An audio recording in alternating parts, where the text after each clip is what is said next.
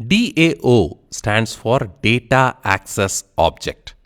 A DAO pattern is a data access layer pattern that separates out the database related code in our application so that that code can be reused across our presentation layer classes, across our services layer classes.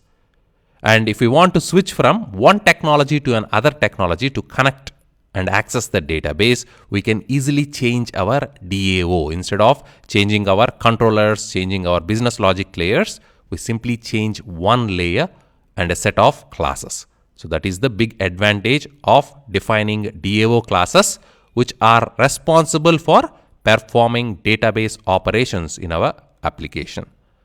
The DAO pattern itself is very simple. You create an interface for every database entity, such as employee, department, customer, etc.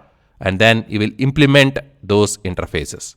And the implemented classes will have all the database code. If you are using JDBC, that code will go into this DAO implementation class. If you are using Spring JDBC, that code will go into the DAO implementation. If you are using an ORM, then that code, which has to do with your Java Persistence API or Hibernate, will go into your DAO IMPL.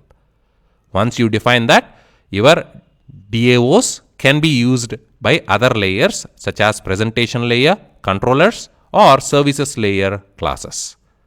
So a DAO represents the code that has to do with database, how to access the data, store the data, etc.